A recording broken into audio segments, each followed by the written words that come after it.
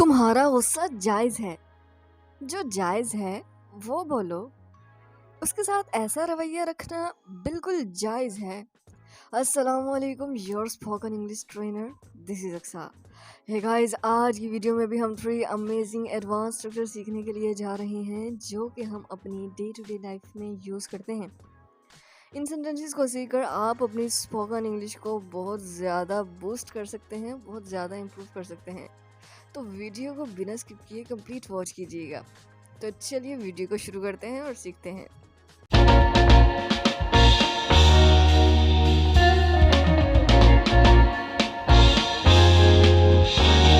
Okay guys, तो जब हमने किसी भी टेंस में कहना हो कि ये जायज़ है या फिर जायज़ नहीं है, तो उसके लिए हम जो स्ट्रक्चर यूज़ करते हैं वो है जस्टिफाइड। जस्टिफाइड जस्टिफाइड का मतलब होता है जायज़। ओके, चलिए इसके कंप्लीट रूल को देखते हैं कि इस तरह के सेंटेंसेस को हम किस तरह से बना सकते हैं। तो रूल है हमारे पास, सबसे पहले हम सब्जेक्ट लगाएंगे, फिर हेल्पिंग वर्ब का यूज़ करेंगे और उसके बाद जस्टिफाइड लगा के अपने सेंटेंस को कंप्लीट कर देंगे। अगर हमारा सेंटेंस नेगेटिव है तो हेल्पिंग वर्ब के बाद हम नॉट का यूज़ करेंगे, राइट? चलिए इसके कुछ एग्जांपल्स देखते हैं ताकि इस स्ट्रक्चर की भी हमें अच्छे से समझ आ सके। तो सेंटेंस है हमारे पास, तुम्हारा गुस्सा जायज़ है।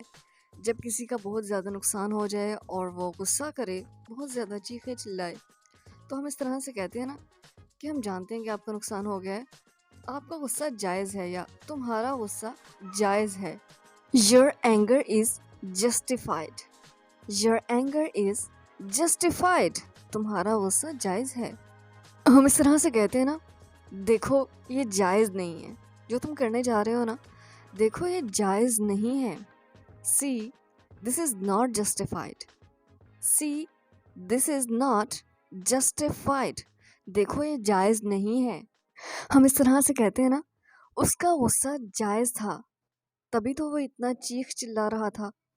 His anger was justified. His anger was justified. उसका गुस्सा जायज़ था। मुझे नहीं लगता ये जायज़ है। I don't think this is justified. I don't think this is justified. मुझे नहीं लगता ये जायज़ है। जो जायज़ है वो बोलो। जब हम ख़रीदारी के लिए जाते हैं और दुकानदार कीमत ज़्यादा बताता है, किसी भी चीज़ की प्राइस बहुत ज़्यादा बताता है, तो हम इस तरह से कहते हैं ना, जो जायज़ है वो बताओ, जो जायज़ है वो बोलो, यानी हम कीमत की बात कर रहे होते हैं। तो तब हम इसे इंग्लिश में कहेंगे speak which is justified. Speak which is justified. जो जायज़ है वो बोलो। क्या तुम्हें यकीन है कि ये जायज़ है? यानी ये जो तुम करने जा रहे हो, क्या तुम्हें यकीन है कि ये जायज़ है? Are you sure that this is justified? Are you sure that this is justified? क्या तुम्हें यकीन है कि ये जायज़ है? उसके साथ ऐसा रवैया रखना बिल्कुल जायज़ है। उसने सबके साथ जितनी ज़्यादती की है, जितना बुरा किया है, उसके साथ ऐसा रवैया रखना बिल्कुल जायज़ है। Doing this behavior with him is absolutely justified. Doing this behavior with him is absolutely justified. Absolutely का मतलब होता है बिल्कुल। ओके, कई बार हमें इस तरह के फिक्रात बोलने होते हैं ना, हम सही सलामत पहुंच गए। उम्मीद करता हूँ कि तुम सही सलामत हो। मैं तुम्हें सही सलामत देखकर खुश हूँ। तो इस तरह के फिक्रात को बनाने के लिए कौन सा स्ट्रक्चर यूज़ किया जाता है?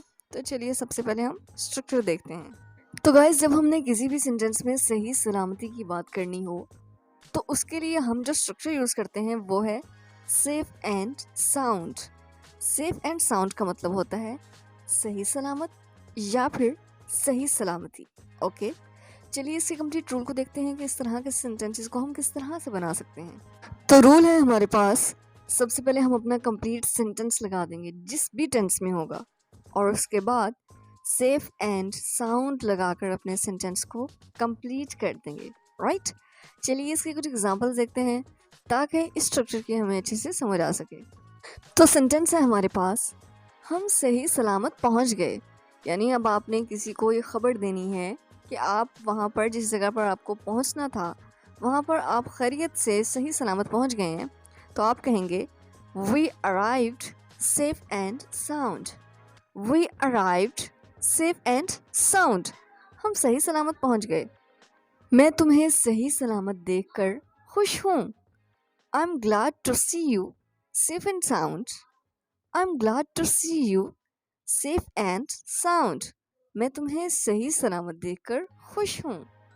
हम इस तरह से कहते हैं ना, खैर सब कुछ सही सलामत है, तो इसे इंग्लिश में कहेंगे anyway everything is safe and sound. Anyway everything is safe and sound. खैर सब कुछ सही सलामत है। जब कोई आपका प्यारा आपसे दूर होता है और वो आपको बताता है कि वो खैरियत से है, सही सलामत है, तो आप इस तरह से कहते हैं ना, उम्मीद करती हूँ या करता हूँ कि तुम सही सलामत हो। उम्मीद करता हूँ कि तुम सही सलामत हो। I hope you are safe and sound. I hope you are safe and sound. उम्मीद करता हूँ कि तुम सही सलामत हो। कई बार हमें इस तरह के फिक्रात बोलने होते हैं ना अपनी डेली रूटीन लाइफ में, मुझे इसकी आदत नहीं है, फिक्र मत करो, मुझे इसकी आदत नहीं होगी, हमें छत पर सोने की आदत नहीं है। तो इस तरह के फिक्रात को बोलने के लिए कौन सा स्ट्रक्चर यूज़ किया जाता है? तो चलिए सबसे पहले हम स्ट्रक्चर देखते हैं। तो इस तरह के सेंटेंसेस को बनाने के लिए यूज्ड टू प्लस वर्ब की आईएनजी फॉर्म का यूज़ किया जाता है। अगर तो सेंटेंस में एक्शन की बात नहीं हो रही है तो फिर हम वहाँ पर नाउन या फिर ऑब्जेक्ट प्रोनाउन का यूज़ करेंगे, राइट? चलिए इसके कंप्लीट रूल को देखते हैं कि इस तरह के सेंटेंसेस को हम किस तरह से बना सकते हैं। तो रूल है हमारे पास, सबसे पहले हम लगाएंगे सब्जेक्ट, हेल्पिंग वर्ब का यूज़ करेंगे, फिर उसके बाद नॉट लगा देंगे, फिर यूज टू लगा देंगे और फिर वर्ब की आईएनजी फॉर्म या फिर नाउन या फिर ऑब्जेक्ट प्रोनाउन लगा के अपने सेंटेंस को कंप्लीट कर देंगे। नाउन कोई भी नाम हो सकता है और object pronoun me, us, you, her, it, them, okay, ये सब ऑब्जेक्ट प्रोनाउन हैं। तो चलिए अब इसकी कुछ एग्जांपल्स देखते हैं ताकि इस स्ट्रक्चर की भी हमें अच्छे से समझ आ सके। तो सेंटेंस है हमारे पास, मुझे इसकी आदत नहीं है।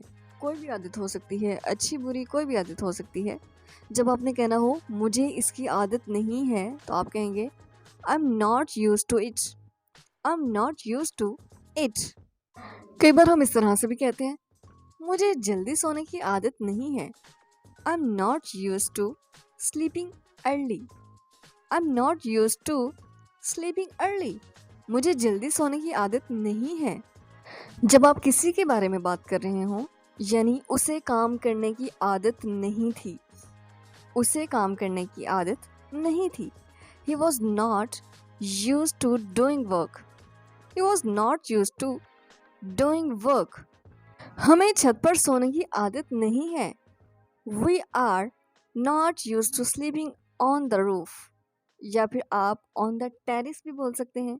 We are not used to sleeping on the terrace.